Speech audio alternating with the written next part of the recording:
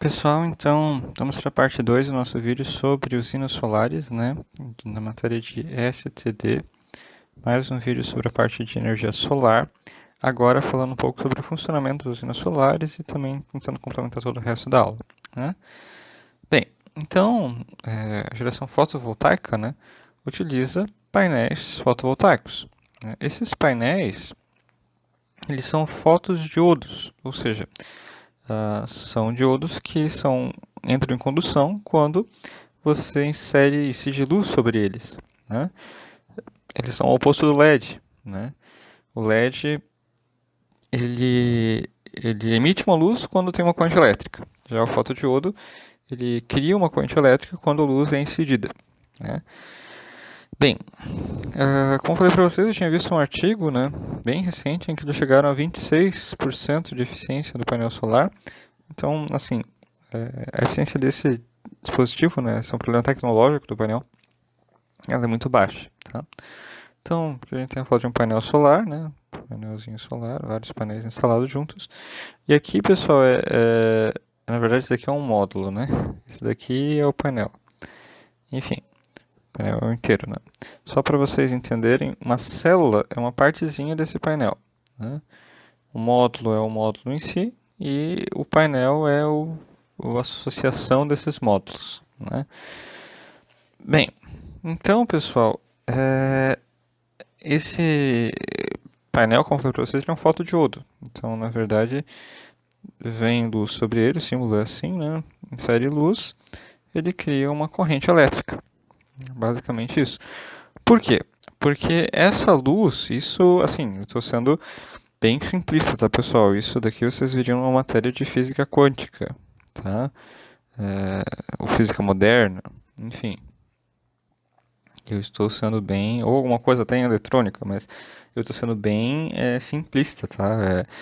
Eu tive essa matéria de física quântica, ela é bem complexa, tem equações de Schrödinger, tem um monte de coisa que está relacionada com isso, mas assim, eu vou ser bem simplista, tá? Não é a minha especialização, não é a minha área, eu estou falando só o essencial, básico, né, sobre esse assunto.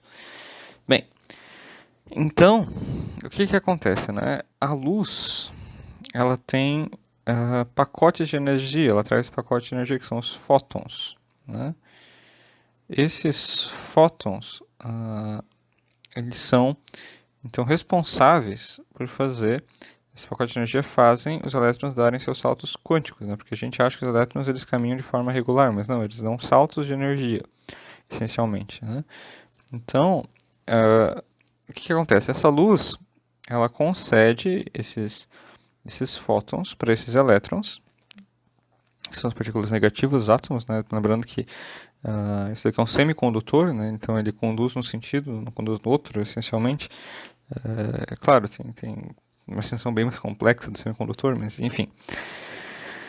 A ideia é a seguinte, que tem excesso de positividade de um lado, excesso de negatividade do outro, né? Vem essa luz com esses fótons, e esses fótons eles fazem os elétrons se deslocarem, né? Por quê? Porque eles dão, ou as lacunas, a gente normalmente convenciona que tem essas lacunas no sentido positivo, né? São as lacunas, na verdade lacuna não existe, né? O que existe são os elétrons, que são negativos. Então, a gente dá esses fótons, né? Os fótons vêm da luz, energizam os elétrons e os elétrons se movimentam, né? Então, o sentido da corrente elétrica normalmente é assim, né? Porque a gente diz que está no sentido positivo, mas os elétrons acabam se movimentando, certo? Na verdade, ele vai no sentido de preencher as lacunas, né?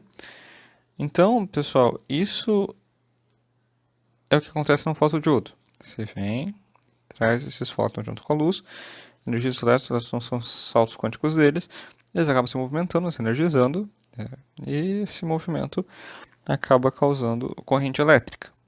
Essencialmente é isso que está acontecendo dentro de um painel fotovoltaico. Existe um modelo, né, de circuito equivalente, tá? É um modelo assim também bem simplificado, mas é o que é o modelo mais usado para representar uma célula fotovoltaica ou um módulo fotovoltaico, dependendo da situação. Então você tem uma fonte de corrente, porque na verdade o painel ele é uma fonte de corrente, ele não é corrente DC, tá? Ele não é tensão, ele não gera tensão, gera corrente. Como um diodo. Né? Então, o diodo é um semicondutor que está em condução, ele conduz corrente. Tá? Ele é ativado por tensão, mas depois que ele é ativado, ele sempre conduz corrente. Nesse caso, ele não é ativado por tensão, ele é ativado por luz. Então, ele vai conduzir corrente a partir do momento que ele é ativado, certo? E nesse caso, essa corrente ela vai vir... ele vai ser a fonte, porque ele está transformando essa luz na corrente que circula por ele. Basicamente isso. Aí o que acontece, né? Essa corrente, então, ele tem umas perdas paralelas, né? Uma parte da corrente interna é perdida dentro do próprio módulo, e tem uma perda de saída, né? Tem uma perda de conexão do próprio módulo, certo? Então, essas perdas são intrínsecas ao módulo fotovoltaico. E aí, essa corrente de saída vai estar associada a uma tensão de saída. Né? Uma tensão de saída. Que, em teoria, pode ser considerada tensão, né? Gerada por essas perdas aqui. Né? Podemos dizer assim, enfim, está associado com isso. Essa tensão de saída, pessoal, é uma tensão de queda do diodo. Então, o que acontece? Se essa tensão aqui, que se for circuito aberto vai ser essa mesma aqui, que vai ser essa mesma aqui, for maior do que, vamos lá, 0,7, o diodo interno entra em condução. E aí começa a circular uma parte da corrente para cá e outra parte da corrente para lá, até o ponto que não vai mais corrente para fora e só vem corrente para cá. Então, o que acontece? Né? Aqui eu tenho 0,7. Não necessariamente vai ser 0,7, tá, pessoal? Eu estou usando 0,7 porque é o padrão do diodo, mas pode ser 0,6, 0,5, 0,8, 0,9, enfim, depende muito do módulo. Até aqui, ele é praticamente corrente constante. Esse diodo começou a entrar em condução, e aí lembra dos modelos de pequenos sinais para diodo e tudo mais, eletrônica 1, a corrente cai bruscamente porque isso vai virar um curto-circuito, ele vai fechar e não vai mais corrente para fora. Então, basicamente, subitamente cai a corrente, certo? Então, esse modelo é basicamente uma fonte de corrente até atingir a tensão de 0,7 e a partir desse momento ele vira uma fonte de tensão. Ele grampeia em 0,7. Tá? Então, essa daqui é a relação I por V, né? Do painel fotovoltaico. E é isso que esse modelo quer dizer para a gente, que é o comportamento típico de um painel fotovoltaico. Né? Então, ele vai ter a corrente de condução, aqui ele está dando que é 0,9 a tensão do diodo, né, aproximadamente. Então, na verdade, a corrente do módulo, desculpa, aqui é 0,9 amperes. Aqui a tensão do módulo deu 0,5, tá? 0,5 aproximadamente, e daí depois ele vai acabar fechando em 0,6. Então, a partir de 0,5 ele já começa essa derrocada de corrente, até o ponto que a corrente se extingue totalmente e fica 0,6. É bem súbito isso daqui. Então, ele é uma fonte de corrente constante se a tensão de saída for menor do que a tensão de 0,5. E aí, pessoal, a potência DC, bem tranquilo, é tensão vezes corrente. Né? Então, se eu aumento a tensão para a mesma corrente, eu tenho mais potência. Então, do que eu aumento a tensão e a corrente permanece constante, vai ficando linear. Até o ponto que a corrente começa a sumir. Se não tem mais corrente, não tem mais potência. Então, existe um ponto de máximo, em que eu tenho o máximo de tensão possível para o máximo de corrente. Certo? Até um pouquinho mais, não estou bem no máximo de corrente, estou um pouquinho abaixo, para conseguir puxar um pouco mais pela tensão. Então, esse daqui, pessoal, é o ponto de máxima potência. Certo? Que é uma coisa chave dentro do entendimento do funcionamento dos painéis solares. Certo? O objetivo é sempre trabalhar nesse ponto de máxima potência, porque está aproveitando o máximo de potência que o painel consegue entregar, basicamente. Né? Então a gente sempre tem que buscar esse ponto para poder aproveitar. Já é ineficiente, é muito ineficiente. Se tu ainda trabalha numa região que não tem a máxima potência, você está sendo mais ineficiente ainda. Então o objetivo é sempre encontrar o ponto de máxima potência. Esse daqui é o objetivo, né, de um sistema fotovoltaico, sempre trabalhar no ponto de máxima potência, certo? Então é possível associar os módulos, né, células, enfim, em série, né? Então, se eu associar em série, basicamente eu tenho aqui, né? A associação em série, pessoal, o que ela vai fazer? Ela vai aumentar a tensão dos terminais. Então, o ponto de terminal para dar a tensão nos dois vai ser maior, certo? Então, A vantagem desse cara aqui é que eu consigo aumentar a tensão de trabalho dele, né? A desvantagem é que eles são em série. Então, se a corrente de um dos painéis morrer, digamos assim, se um painel ficar sombreado, vou dizer que esse cara aqui sombreou, a corrente vai sumir para todo mundo. Porque isso aqui vai ser um circuito aberto. Isso daqui vai ser como se fosse um diodo aberto. Não vai deixar passar corrente, certo? Então, essa tipo de associação tem essa desvantagem. Tem a vantagem de aumentar a tensão, que é uma grande vantagem, tá? Mas tem a desvantagem de que caso haja um sombreamento, você perde toda a corrente, perde toda a potência. Né? E existe a associação paralelo. A associação paralelo, bem, né, basicamente você tem os dois painéis em paralelo, então a corrente é como se tivesse duas fontes de corrente em paralelo, né? O que acontece com duas fontes de corrente em paralelo? Você dobra a corrente. Né? A corrente fica a soma das duas correntes. Basicamente é isso que a gente tem nesse caso. Tá? Então isso é uma vantagem, aumenta o nível de corrente, só que a tensão continua baixa. Né? Então é mais difícil de fazer esse controle de potência. Tá? Você reduz, a tensão continua baixa para uma corrente mais alta. Tá? Basicamente, essa é a situação do... Claro, vai ser mais alta se não tiver nada sombreado. Se é uma coisa sombrear, né, não morre tudo, digamos assim. Só que a desvantagem é trabalhar com baixa tensão. Tá? A tensão do painel é muito baixa, pessoal. 0,7, 0,5, 0,6...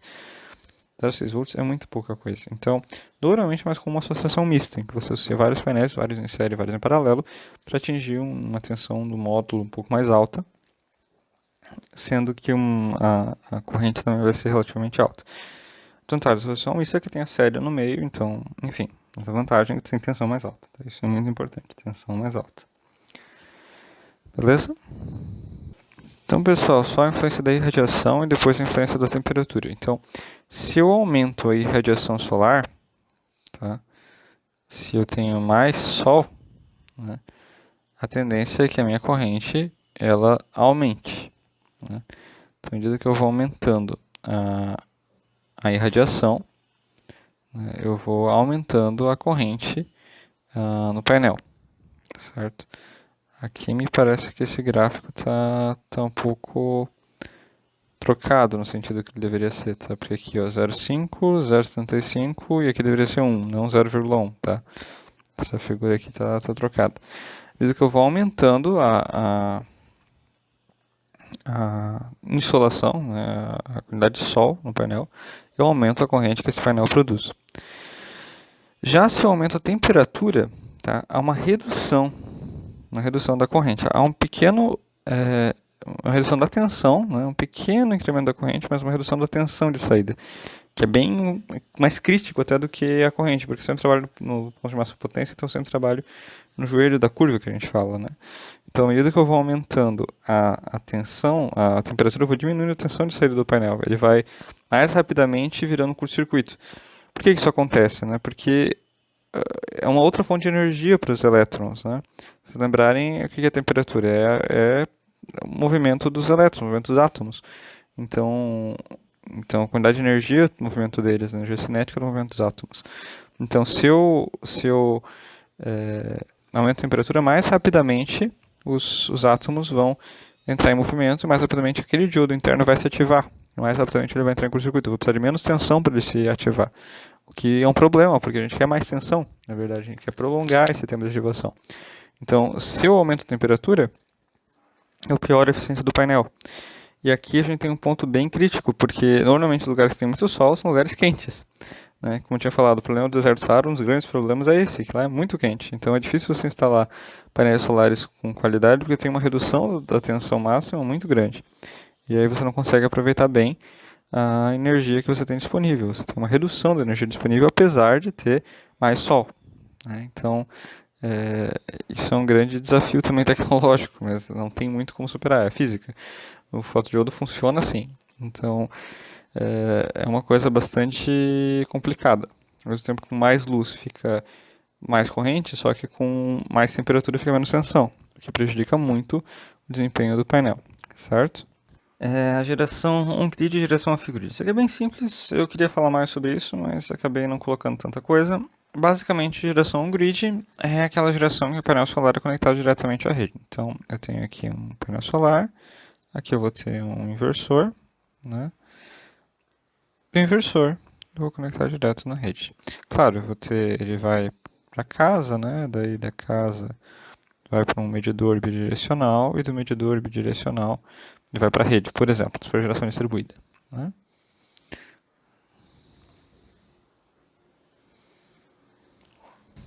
Mas eu tenho conexão direta, não tenho baterias, né? Isso daqui é on-grid, na rede. Já o sistema off-grid, eu uso o painel solar sem inversor. Eu uso aqui um conversor CCCC. E esse conversor CCCC vai conectar. Isso daqui é um banco de baterias, certo?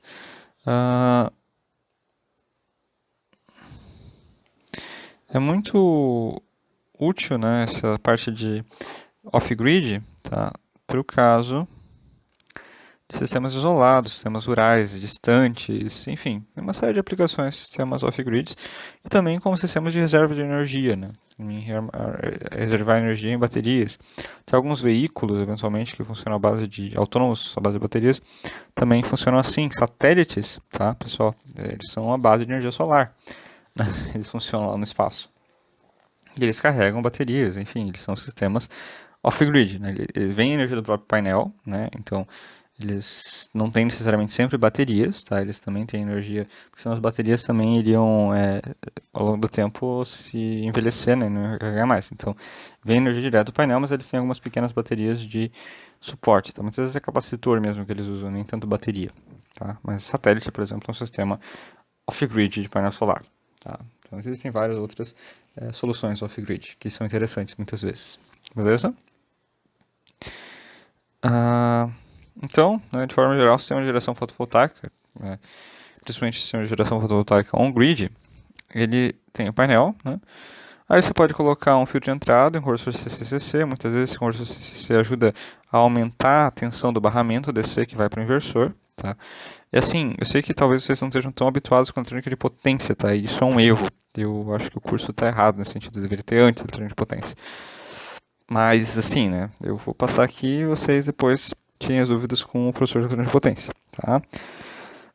Essencialmente, você tem então um filtro de entrada, um conversor de CCC. O que ele faz? Ele condiciona a tensão, tá?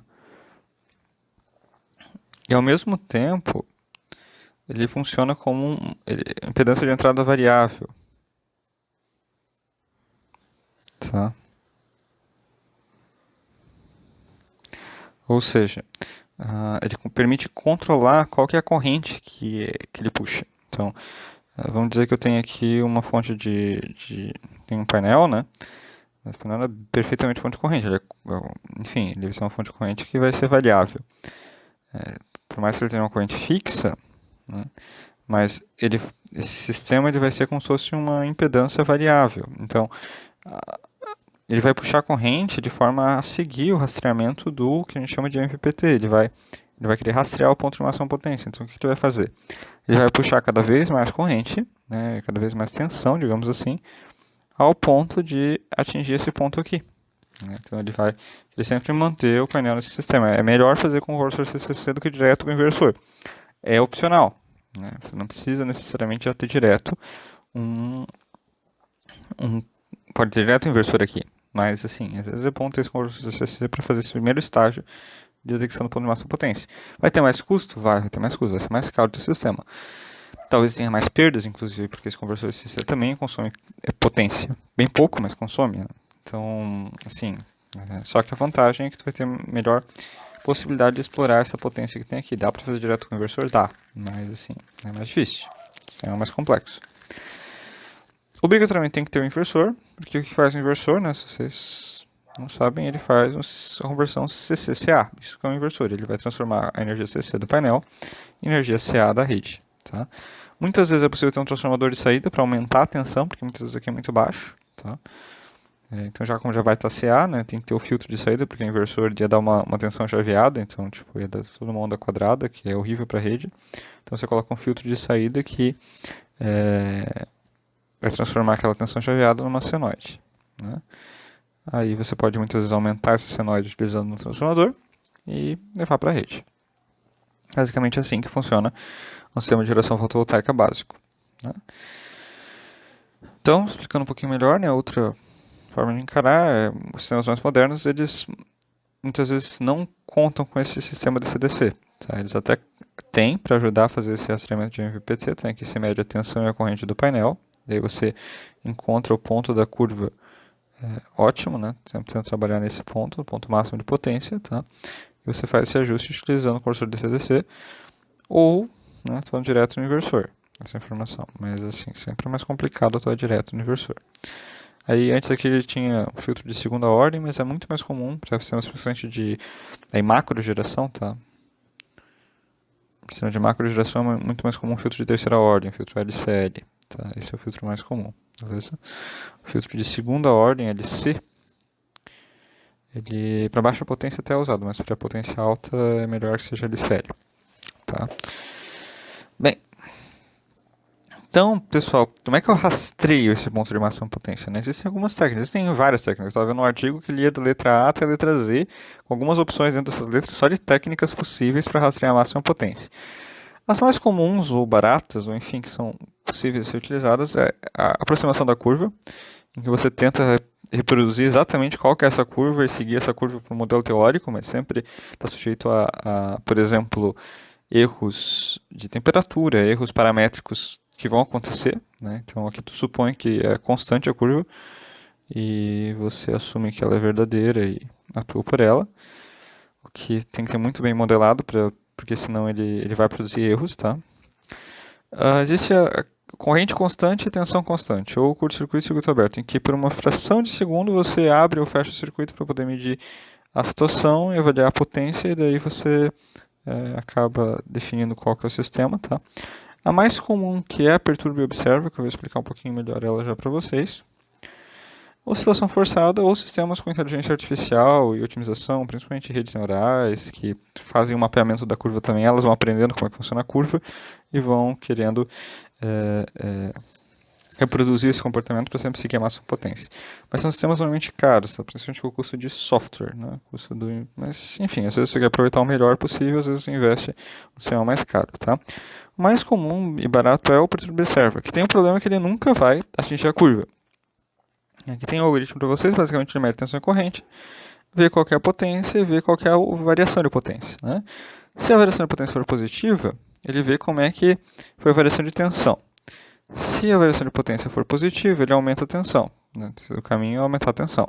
Se a variação de tensão for negativa, o caminho é diminuir a tensão. Mesma coisa para a corrente, né? Se diminuir, na verdade, continua com tensão, né? Se você diminuir, se a variação de potência for negativa, ou seja, se ele diminui a potência máxima, aí ele vê se você aumentou a tensão, né? Fazendo isso, você reduz a tensão. Se você não aumentou a tensão, você aumenta a tensão, tá? E aí você atualiza os valores relacionados, tá? Só para explicar melhor para vocês, qual que é a ideia, né? Então, vamos dizer que eu tive uma variação positiva, né, do sistema. Então, o que eu vou fazer? Eu vou aumentar a tensão, porque eu estou indo no caminho positivo, né? Ou seja, eu vou aumentando a tensão até chegar na máxima potência. Vamos supor agora que eu tenho uma variação negativa de tensão. Eu vim daqui para cá, de potência, né? Ao fazer o meu ato. Eu tenho que voltar, né? Então eu tenho que aumentar a tensão. Vamos dizer agora que eu passei do ponto de máxima potência. Então, se eu vim daqui para cá e diminuir a potência, o que vai acontecer? Eu preciso voltar, preciso diminuir a tensão para poder voltar para o ponto de máxima potência. Agora, se eu vim daqui para cá e aumentei a potência, se eu diminuir a tensão e aumentei a potência, eu tenho que continuar a fazer isso.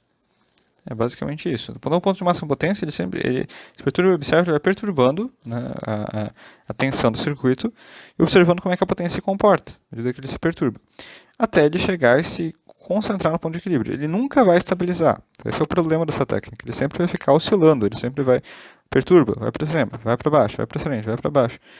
Sempre vai ficar oscilando entre a máxima potência, mas ficar próximo, nunca vai chegar exatamente na máxima potência. Mas ele é bem simples de ser executado. Basicamente, se você aumentar a tensão e ver que aumentar a potência, você continua nesse caminho. Se você aumentar a tensão e diminuir a potência, você volta atrás. É a mesma coisa se você voltar demais, eu voltei demais, vai para frente. E assim por diante. Certo? É assim que funciona o perturba e observa. Bem, existem muitos problemas tecnológicos ou técnicos, né? São duas coisas diferentes, mas que existem concernes ao uso de painéis solares. Qual a diferença entre técnico e tecnológico? Tecnológico é a tecnologia empregada. Então, é um problema no painel, por exemplo. Né? No painel. Isso é uma coisa tecnológica. Eu preciso mudar a tecnologia para mudar isso, né?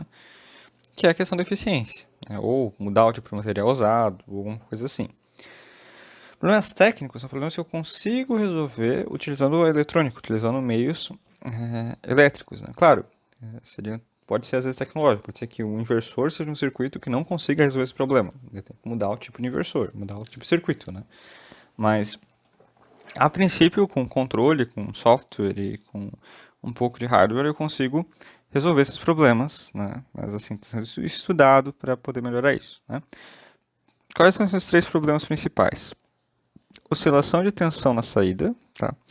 Porque assim, eu vou sempre variar a máxima potência, então eu vou variar a tensão do barramento, variar a tensão de uma série de coisas, que vai se refletir numa ondulação de tensão na tensão que vai para a rede. Então ela nunca vai ficar uma tensão constante, como seria o ideal. Tá? Dependendo do uso do painel, da forma como ele está, inclusive porque varia a questão da temperatura, da irradiação, enfim. Eu não vou conseguir manter constante essa tensão. Vou mostrar alguns dados para vocês de um artigo que eu procurei. Na verdade, eu até posso tentar disponibilizar o link para esse artigo. Na verdade, ele é uma conferência brasileira, mas não sei se é disponível. No IFSC seria disponível, né? Eu consigo acesso online do IFSC, mas não sei se vocês têm esse acesso como alunos. Bem, enfim. Outro problema é o problema com reativo. Por quê? Porque o painel solar, de forma geral, ele fornece potência ativa, P. Você até pode manipular, usar um inversor para manipular e gerar reativo, para gerar P e Q. Você pode defasar a onda de saída se você quiser, a seu critério. Mas normalmente ele é configurado para P. Esse é um problema que a gente teve no IFSC. Nós, no painel solar de lá, tivemos esse problema. O que acontece? Durante o período do uso do painel, como o painel só fornece P, o que vai acontecer? O IFSC vai pegar da rede Q, vai querer consumir potência reativa da rede. E aí o que acontece? Por quê? Porque o painel não fornece potência ativa, só reativa. Enquanto o P que vem da rede vai ser praticamente zero. Então o valor de potência ele vai ficar praticamente totalmente reativo. Vai para zero o fator de potência. Para 0,1, 0,2, 0,3. E a gente paga a multa de fator de potência. Vários prédios e coisas que colocam painéis solares têm esse problema de reativo. Porque a energia que vem da rede ela fica praticamente toda reativa. Por quê? Porque o painel supre o ativo interno. E manda ativo negativo para a rede muitas vezes, mas se ele não mandar ativo negativo para a rede, ou seja, se ele puxar da rede ainda, continuar puxando o Q, ele vai puxar reativo e vai ter de pagar multa de fator de potência. Certo? E o outro grande problema é o aquecimento do painel. Né? Se esse painel aquece, vai diminuir a eficiência dele, você está gerando menos energia do que deveria estar gerando. Tá? Também seria um problema tecnológico, meio técnico, meio tecnológico. Dá de criar meios para poder compensar esse erro de temperatura. Né? Você não vai conseguir extrair mais potência, mas pelo menos não vai perder tanta potência assim. Né? Perder só o realmente causado pela temperatura. Isso, muitas técnicas têm dificuldade de lidar com isso. Então aqui, esse artigo ele trouxe 3 casos, tá? 3 tipos de estabelecimento diferentes. Aqui é um prédio comercial, mas tinha outros casos, mas a variação de tensão. A tensão RMS medida, tá? Na saída. Então, é uma região em que, na verdade, o fase é 220, tá, pessoal? É um sistema que o fase neutro é 127. Diferente da nossa tensão em Santa Catarina. Isso aqui é no Nordeste. Eu não lembro qual foi a cidade, se foi Fortaleza ou se foi Recife. Mas foi acho que foi Fortaleza, tá, que foi feita essas medições. E aí, percebe que na hora que o painel está mais ativo, há uma redução da tensão de saída. Né? Porque esse é um estabelecimento que, assim, a tensão de saída, na verdade, ela era um pouco acima da tensão normal. Né? Então, houve um aumento, inclusive, para valores aqui considerados críticos, tá? Passou de 233. Aumento para valores críticos da fase B. Tá? Não entrou em tensão precária na fase A e B, mas assim, essa oscilação de tensão é nítida durante o uso do painel. Né? da tensão da rede, né, que está conectada nele. Então, assim, por quê? Porque tem aquela oscilação de tensão do painel natural do controle de tensão. Então, o controle de tensão de saída é bem complicado, tá? Não for bem feito, vai acontecer isso. Vai acontecer várias vezes. A maior parte diminui, né? Dificilmente aumenta. Mas nesse caso, aumentou uma fase e diminuiu as outras duas. Tá? Então, outro problema é a questão do reativo. Isso aqui é a energia que é puxada da rede, né? Do estabelecimento desse mesmo edifício do exemplo anterior. Então, durante a madrugada, né, praticamente não tem reativo, tem um pouco reativo, né? E aí, geladeiras principalmente, tudo mais. E aí, começa o dia, beleza, ainda não tem o painel solar atuando, então ele puxa bastante ativo e reativo da rede, o painel começa a atuar, ele puxa da rede bem pouco ativo, muitas vezes até negativo, ou seja, o painel está devolvendo energia para a rede, né? Só que, o que acontece? Ele puxa da rede muito reativo. Por quê? Porque ele precisa do reativo para funcionar, o painel só supre ativo. Então, ele fica com um ativo baixo da rede e um reativo alto, então o fator de potência vai para baixo, vai para zero, vai tender a zero, certo? A partir do momento que os painéis deixam de funcionar, ele equilibra o nível de ativo e até baixa o reativo, porque às vezes até esse painel influencia de forma a aumentar o reativo da rede também. Tem esse outro detalhe também, né? Porque certo seria ele manter mais ou menos o reativo ao longo de todo o dia, né? Mas aí o ativo acaba voltando, né? Porque o painel deixa de suprir o ativo e o fator de potência volta ao normal. Mas assim, 15 minutos já é suficiente para dar multa, né? E além disso, cobra energia reativa, né? Então, para demanda reativa tudo bem, é só 15 minutos, mas para energia reativa ela porque existe a energia ativa, a demanda ativa, a energia reativa e a demanda reativa, existem as quatro. Normalmente eles não falam nas outras duas reativas, mas elas existem também. E a energia reativa é consumo, é o que foi consumido de energia reativa vezes 2. Então, assim, é bem complicado, tá? Bem, então agora a gente vai entrar em outro tópico, que é a questão das vantagens e desvantagens da energia solar, certo? Vamos então às desvantagens da energia solar. O primeiro grande problema dela, pessoal, é que ela é muito dependente das condições climáticas. Eu preciso de sol. Se tem um dia de chuva, já cai muito a minha produção, tá? E só funciona de dia, né? Porque à noite não tem sol. Nós tivemos ter uma off-grid com bateria, mas enfim, senão só funciona quando tiver sol. Algumas horas do dia. Outro problema, os painéis solares, como falei, máximo 26% de eficiência. Muito baixo. O painel solar, além de ser ineficiente, é muito caro. Tá? O custo de instalação, praticamente todo, a parte que a gente viu lá, painel solar, inversor, que são coisas caras. Tá? Então ele tem um custo muito alto. Então, a baixa densidade de energia gerada por área ocupada. Se a quantidade de painel que você precisa colocar por área, né, para gerar um pouquinho de energia é muito grande. Vê a quantidade de energia de usinas que tem, 200 mil usinas, mais de 200 mil, para gerar o que uma usina nuclear gera. Claro, o nuclear é que tem maior densidade de potência por área, mas mesmo assim, você precisa de 200 mil usinas, tipo, para se equivaler a uma usina nuclear, evidencia essa baixa densidade de energia gerada por área. Tá? E além disso, para geração em grande escala, como o investimento inicial é muito alto, demorado o tempo de retorno. Tá? Baixou já nos últimos anos, mas no início chegava a 15, 20 anos para ter o retorno. Tá? Agora já chega abaixo dos 10 anos ali. Então, assim, demora para ter esse retorno da usina fotovoltaica também. Tá? Bem, então, vantagens, né? Ela tem que ter vantagens. Primeiro, é uma energia renovável, tá?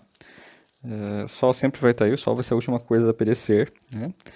Segundo, não, uma crítica eólica, né? Ela não produz poluição sonora.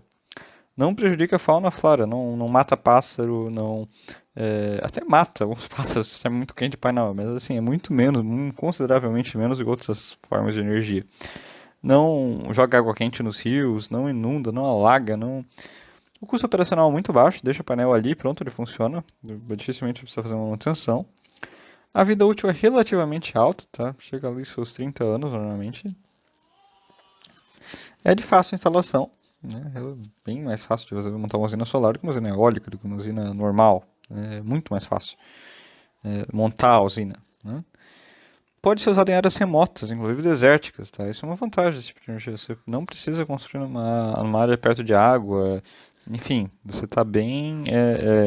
Pode inclusive construir em cima de prédios, né? Que já é uma área que já está ali e você ocupa a área embaixo. É forma de você ocupar bem a área que está sendo utilizada. Então, isso é uma grande vantagem da usina solar. Há um argumento, tá, bem forte em relação à energia solar que, mesmo que ela seja ineficiente, qualquer ganho de energia é um ganho de energia. Ou seja, se eu preciso de energia, se alguém consegue me dar energia, por mais que seja pouca energia, eu posso aproveitar essa energia, ela vai me ser útil. Preciso de energia, há uma necessidade de energia. Então, se há um meio que me dá energia, eu posso buscar essa energia. E ainda mais que é uma energia que já está ali disponível, né? Eu só estou aproveitando a energia que já está ali. Tá? Vem incidência solar numa casa, eu posso aproveitar essa energia que está vindo. Né? Então é um ganho de energia, ganho de energia, ganho de energia. E dá um retorno relativamente rápido para a geração distribuída. Tá? Uma casa, o retorno é relativamente rápido de se fazer investimento. Em 5 anos, mais ou menos, normalmente a pessoa já está pagando o que ela investiu num painel solar. Agora, tá, pessoal, essa polêmica sobre a TUSD, que é a tarifa do uso do sistema de distribuição, que não era cobrada, tá? Isso é uma forma de subsídio, né? Para a energia solar, para incentivar as pessoas a utilizarem esse tipo de energia, não se cobrava essa tarifa, tá? E está sendo feita uma grande campanha, né? As distribuidoras, principalmente, elas estão querendo cobrar das pessoas que geram energia solar, quando elas devolvem energia para a rede, né? Eles querem cobrar, né? Tá na casa aqui, que o fato de eu mandar essa energia para a rede seja cobrado uma tarifa por eu usar essa rede. É isso que está sendo quisto cobrar. Tá? Porque todas as outras fontes de energia é cobrada essa tarifa. Né? Elas mandam energia para a rede, mas se cobra uma tarifa para elas mandarem energia para a rede. Então, né, além da tarifa mínima que já se paga, né, quem tem um sistema de geração solar não paga zero, sempre paga a taxa mínima. Existe uma taxa mínima, normalmente, sei lá, acho que é R$17. Né? Paga essa taxa mínima para a Celesc, que se aumentar, colocar uma outra tarifa em cima, vai pagar de perto dos R$20. Quem tem painel solar. Para subsidiar, né, para financiar esse uso do sistema, da rede elétrica, certo? Na prática não vai fazer a menor diferença, né? Porque eles não vão usar isso para investir na rede. Dificilmente vão usar isso para fazer algum tipo de melhoria, aumentar os cabos, a bitola dos cabos, porque está circulando mais potência ali. É muito uma questão de lobby, eles precisam de dinheiro, caiu bastante a receita das distribuidoras, porque as pessoas não estavam consumindo energia, elas estão produzindo a própria energia, né? Para o sistema dar um alívio, mas para os distribuidores é ruim, né? Então elas querem acabar cobrando isso daqui para poder melhorar um pouco a saúde financeira delas, que, assim, está bem prejudicado nos últimos anos. Né? A questão, assim, sempre coloca o argumento de que é injusto com os demais consumidores, porque todos pagam a TUSD, né, exceto quem tem essa geração solar em casa. Então, por que eles não pagam e todo mundo paga, né? Então, porque todo mundo financia o uso de energia solar. Mas, querendo ou não, vai ser um desestímulo das pessoas a usar energia solar. Claro, já aumentou bastante o número, 200 mil usinas, beleza, não queremos mais. Enfim, houve esse incentivo muito forte à energia solar também, residencial, porque ali para os anos 2012, 2013, havia uma redução, tá, da seguridade energética do país. Se nós não tivéssemos entrado em recessão, dificilmente o sistema aguentaria, né, porque a gente não ia ter usinas, não ia ter energia suficiente para poder dar conta do crescimento da economia. Então houve a recessão, foi possível aliviar um pouco mais o sistema. Tá? Havia probabilidade, né? Não que fosse realmente entrar, mas havia uma boa probabilidade disso acontecer, dentro das margens do que é a segurança energética. Então, uma das formas de melhorar a segurança energética do país foi justamente querendo estimular a geração distribuída, que as pessoas produzissem a própria energia para não depender do sistema. Né? E isso sempre é uma coisa importante, né, para a gente ter essa energia. Tá? Uma das vantagens da questão apesar da tarifa e tudo mais, é que a valorização, porque muitos dizem que você vai investir em painéis solares, mas você poderia colocar que seja 15 mil reais, vamos supor. Um orçamento, uma casa para 15 mil reais. Se eu emprestasse para um banco, vamos dizer, hoje a Selic está muito baixa, né? Está 3,65%. É um rendimento muito baixo, vale muito mais a pena o painel solar nesse caso, mas vamos supor que eu consiga um bom investimento, né? Um ótimo investimento com o banco que me pague 10% ao ano em, sei lá, 7 anos. Né? O banco deu um investimento assim. Então, 10% ao ano em 7 anos, se fosse juro simples, não é juro composto, né? Mas 10% de 1.500, era 1.500 ao ano, que em 7 anos ia me dar 105 mil, 10.500 reais. Esse é um baita retorno. Né? Eu tinha 15 mil, dou para o banco 10.500 reais de volta. Né? E com essa taxa fixa, pré-fixada, vamos dizer que seja pré-fixada. É uma ótima taxa. Dificilmente tu vai conseguir pegar essa taxa hoje em dia. Até uns anos atrás tu pegava, hoje em dia tu não pega mais. Mas, assim, né, o painel solar, vamos dizer que você coloque, que você, para 15 mil reais, você tem uma economia de energia de, sei lá, você pagar uma conta de 400 reais por mês, vamos supor, 350 reais por mês, e caiu para os 20 reais. Vamos dizer que seria 320 reais por mês, né? E daí você caiu para 20 reais por mês. Vou fazer uma conta rápida. Então, você está ganhando 300 reais por mês. Que em 7 anos, né? Seria 7 vezes 12 vezes 300. Né? 7 vezes 12 vezes 300 ia te dar um total de 25 mil reais nesse período. 25.200. Então, valeria mais do que esse investimento no banco. Né? E mesmo que fizesse a conta, não desse esse valor, tipo, tu não conseguisse abater isso tudo, reduzisse um pouco a conta, chegasse nesses 15 mil reais, vamos supor. Porque, claro, né, tem o custo do investimento inicial, então você investiu 15 mil, você recuperou em 7 anos 25 mil, mas tem que descontar daqueles 15 mil. Então, na realidade, você ganhou os mesmos 10 mil. Né? E aqui você manteve os 15 mil e ganhou em cima ainda 15 mil. Então aqui você tem os 25 mil de verdade. Aqui você está tendo 10 mil de líquido. Né? Porque isso aqui foi um custo. Foi um investimento. Você trocou esse dinheiro por um painel. Que te deu esses mesmos 10 mil reais em 7 anos. E aqui você manteve o dinheiro e ainda teve esses 10.500. Só que um detalhe é que o painel solar ele oscila no preço da energia. Então, na verdade, esse valor aqui ele acompanha a energia, porque a energia gerada dele é em quilowatts, né? Então, é com soja, né? Não é ou um capital, enfim, é uma ETF, uma commodity, é energia mesmo, né? Então, não é dinheiro propriamente dito. Então, se oscila para cima a energia, você vai oscilar aqui para cima, e você teria de pagar de qualquer forma sua conta de luz. Né? Então, você ia perder esse dinheiro de qualquer forma. Esses 10 mil. Claro, você tem que pagar esses 20 reais ainda mais nessa conta. Então, na verdade, você perde esse dinheiro pela conta de luz. Então, no final das contas, dá quase elas por elas. Até é mais vantajoso a questão do painel solar, nesse sentido de que, dependendo do teu custo, do teu caso, não é sempre que vai ser mais vantajoso. Tem que ser feita uma análise, tem que ser feito um estudo, enfim, não é tão fácil essa questão de investimento, mas muito provavelmente vai ser vantajoso. Né? Sabendo fazer bem as contas, sabendo bem equilibrar bem, porque tu vai pagaria a energia do mesmo jeito. Né? Que você deixa de pagar a energia. Então você acaba ganhando nesse sentido. Tá? Esses 10 mil reais, você teria de pagar esses 10 mil reais em energia. Nesse caso aqui. Então, enfim, vocês devem ter entendido o que eu quero dizer. Que ele dá um retorno, tá? Por mais que muitos digam que não vale a pena, que vale mais a pena colocar dinheiro no banco. Mas, assim, é feita uma conta meio burra, muitas vezes. A gente tem que pensar no que aqui tu vai gastar energia de qualquer forma, que você realmente vai ter um retorno, dependendo do prazo. Dificilmente você conseguir uma taxa tão boa. Né? Claro, juro composto, vai dar mais do que isso, né? Vai dar uns 11, 12 mil reais. Mas, enfim, tem que saber ter com bastante calma essa análise financeira, tá? Então, pessoal, a geração distribuída, ela tem várias vantagens, né? Basicamente, a ideia dela é que você instale geradores de pequeno porte, né, em locais próximos aos centros de consumo de energia elétrica. O próprio consumidor, ele vira um gerador, né, um produtor de energia. Existe o termo chamado prosumidor, que é um produtor que é ao mesmo tempo consumidor. né? Entre os benefícios desse tipo de geração, tá?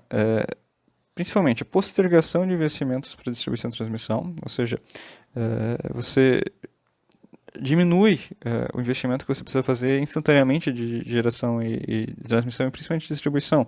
Na verdade, as concessionárias, elas reclamam da TUSD também, claro, porque muitas delas vão precisar realmente reforçar os cabeamentos, né? Porque só que esse reforço ele é feito muito mais a longo prazo, não tem de repente uma baita fonte, sei lá, que me exige um baita cabo de transmissão para levar para uma cidade, né? Pensem que aqui eu tenho, sei lá, uma cidade, aqui eu tenho uma usina gigantesca e eu preciso fazer uma baita linha de transmissão para levar para cá. Não, aqui eu tenho várias pequenas usinas que alimentam a própria cidade, né? Então, eu mitigo ao longo do tempo esse investimento em transmissão e distribuição, porque eu não preciso colocar direto um cabo gigante, posso colocar vários cabos pequenos, né, que vão interligando essas redes internas. Tenho baixo impacto ambiental, porque não preciso fazer uma usina grande, posso fazer várias pequenas de impacto mínimo, né. Aqui é uma polêmica, né, essa estabilização do nível de tensão, porque como não vai ter queda nas linhas, em teoria, você tem um nível de tensão melhor. O problema é que o painel solar ele oscila por conta própria essa tensão. Então, é um problema, tá? Mesmo a geração eólica também tem esse problema, menor, só que também tem, tá? Menor do que a geração fotovoltaica, mas ela também causa, tá? Porque a geração distribuída, assim, ela inclui eólica, solar e hídrica, né? Então, você pode construir uma usina elétrica na sua casa e jogar para a rede, pode ser biomassa, enfim, existem várias fontes de geração distribuída que colaboram para melhorar o nível de tensão, mas principalmente hídrica. Mas, assim, solar, como a gente viu, tem seus problemas. A vantagem, a gente se diz em relação ao primeiro ponto, né, é a questão da linha de transmissão, que não vai ter essa queda. Mas, assim, principalmente nas casas, que a última casa de linha sempre é mais fraca, enfim. Mas isso é parênteses, né? Melhora para um lado, mas piora para o outro, né?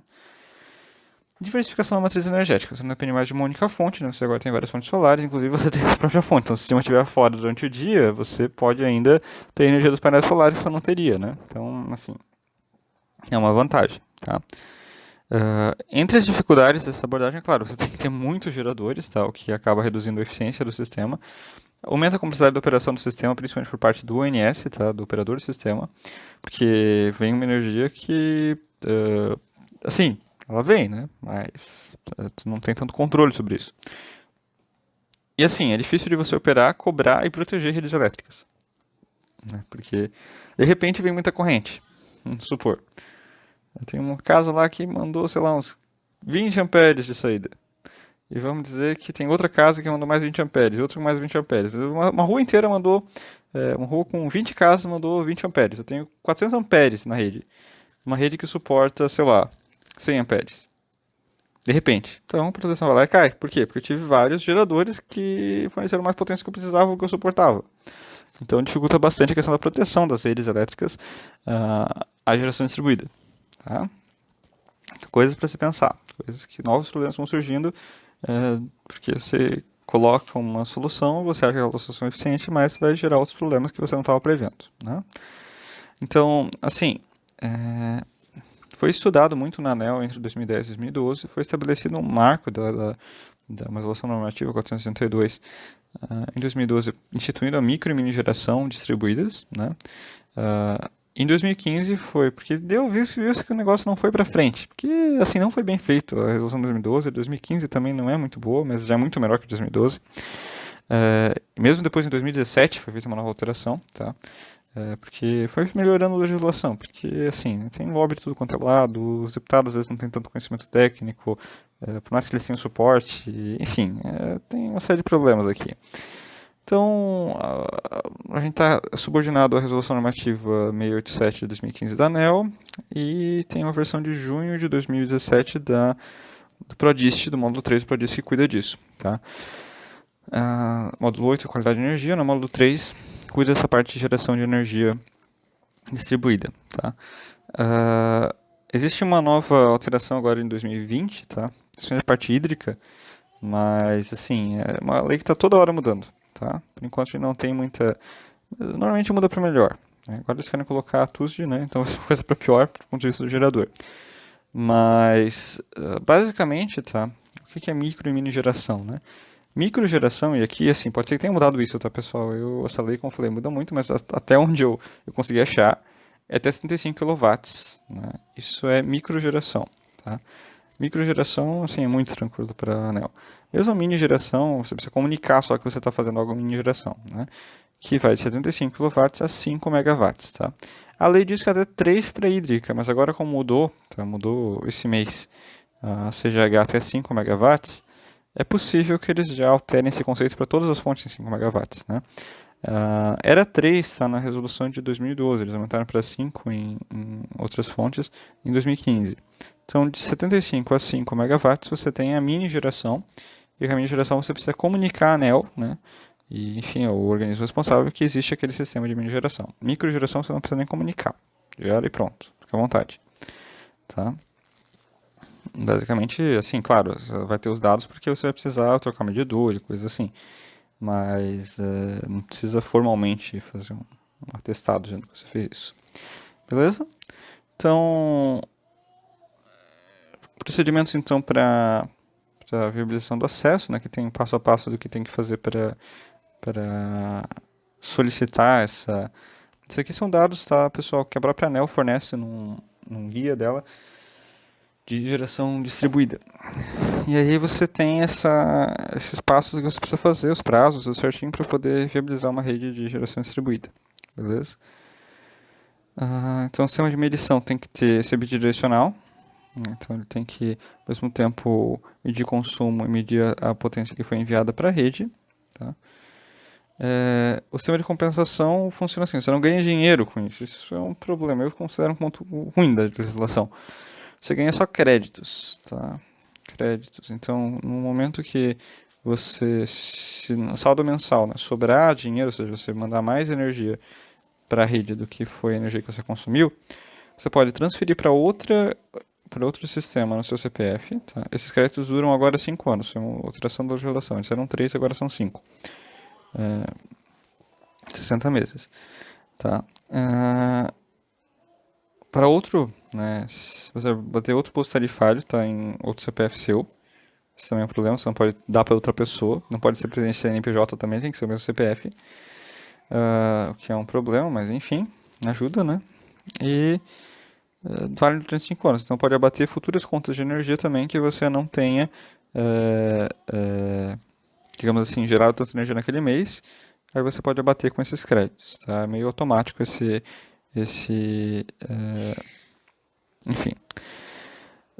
Também você pode colocar, tá, em condomínios. Condomínios também conseguem fazer esse tipo de. Se você tiver vários empreendimentos do mesmo condomínio, você consegue também fazer isso, tá? Fazer mas tudo relativo à mesma portador. Pode ser mesmo CNPJ, foram 2 CNPJs, né? Isso pode ser também, beleza? Mas não pode transferir de CPF para CNPJ. Talvez tenham alterado isso nessa última mudança, mas eu acho que não alteraram, tá? Então, basicamente é isso, né?